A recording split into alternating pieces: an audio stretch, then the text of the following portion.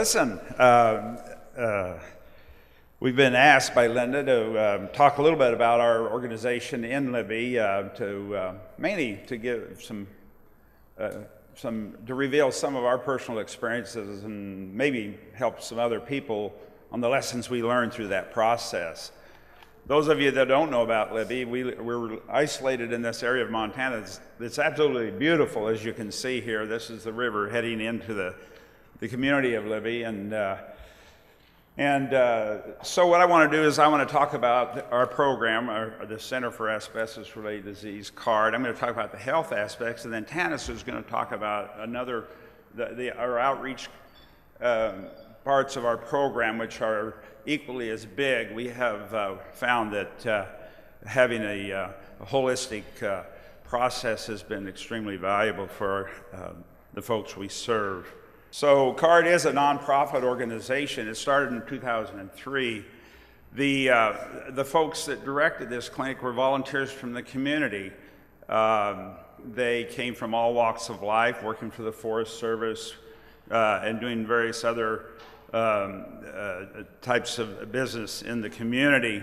But they did have one thing in common, and quite a few of them had asbestos-related disease. As a matter of fact, we lost 4 of our board members to asbestos-related disease since we have started. Now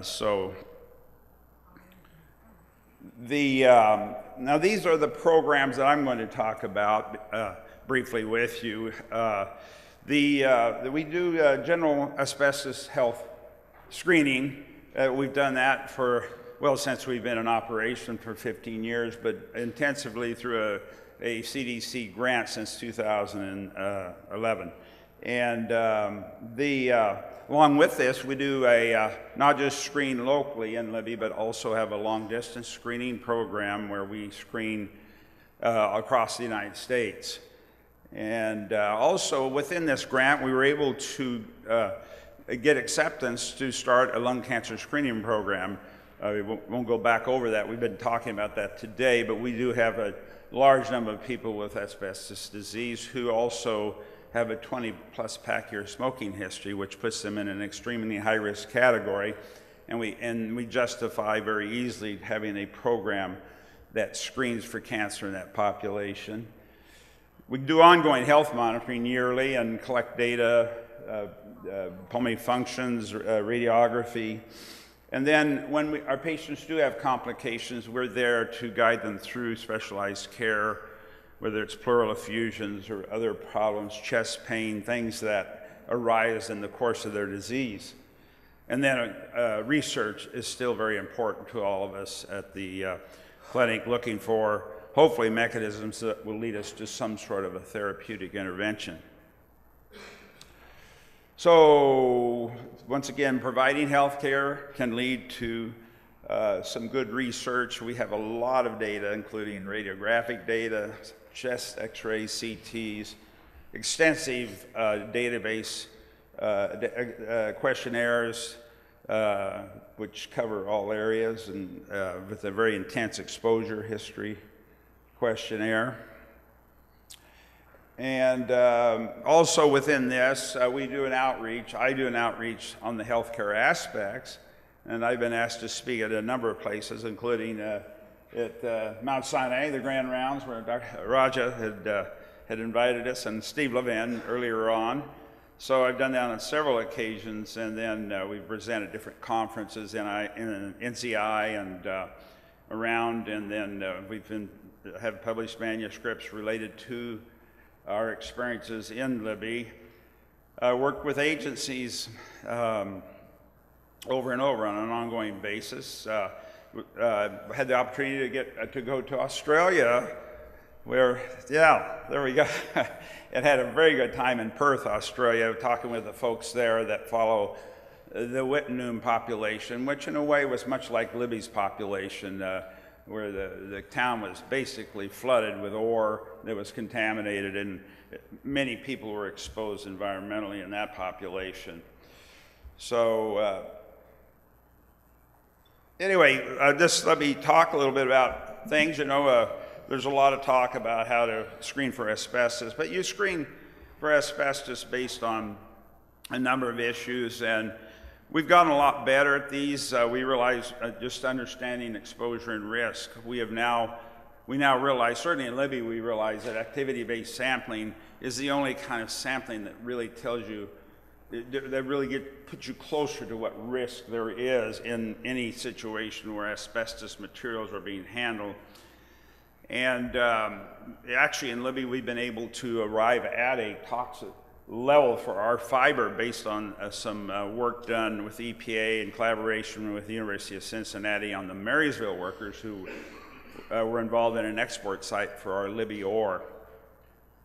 Now, radiographic detection in this process has really changed, and I think we all know that CT scanning of the chest has become a much more sensitive method for picking up asbestos disease. And in our population, where the prevalence has continued to stay extremely high, we can fully justify utilization of this type of modality for even in a screening process, though we still use chest x-ray initially. Frequently we end up using chest CT for our radiographic modality. Pulmonary function testing is done, but seldom in most of the stages of disease is not a significant factor until later in the course of the disease. So anyway, I go back to this. Here's our biggest problem. If you don't have data or you don't have any knowledge of a disease, then it doesn't exist. And so I would just present you give this to a radiologist and tell them, well, what do you see in this? Can you help me decide what this person's disease is and what's going on here, or what's happening, what's creating this this unusual character here? And then if you give them these little clues right here, pretty soon they get real smart, and pretty soon their eyes are seeing things that their mind had not known about. And you can find all of these. I don't know if I can. I can't use this. Oh well. Anyway, you can see on the top there's a clown, there's a snail on the left eye, there's a mouse on the right eye, and the eagle's the mouth below the nose, the eagle's sitting there. And you can find all these characters there, but I don't think you would have found them if we hadn't given you the clues. And unfortunately, that's the way asbestos is. And when we look at radiography, most physicians don't have any clue what they're looking for. So it's not in their mind, so it's not going to be seen. So it's a real common problem. And it's something that, especially in our Libby population, where pleural disease is a predominant fibrotic process, it's extremely challenging for most radiologists to recognize the disease. So just keep that in mind.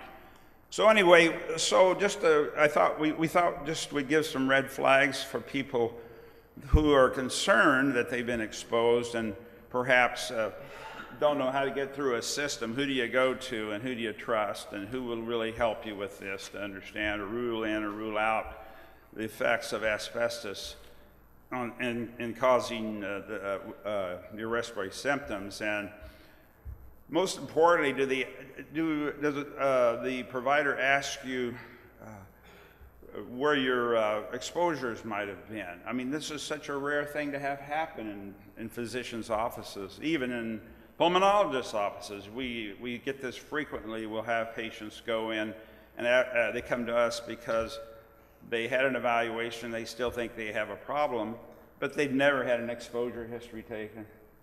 And of course, we take extensive exposure histories, 5 pages plus. But it's just a glaring weakness in when you go for health evaluations related to your lungs. And it's also important, they're asking about your respiratory symptoms, the presence of chest pain, because it's so easy just to ignore people that say, well, I'm just short of breath. Well, you're out of shape, and that's usually the quickest response, or you've got too much weight on board. You're just short of breath because of that. And so you need to really feel like they understand that something's changed, and you perceive something's changed in your breathing. and it doesn't matter if you're heavy or light, people recognize changes. And so you need to get a good feel that your doctor is listening and hearing you when you say you have these problems, or are they being dismissed?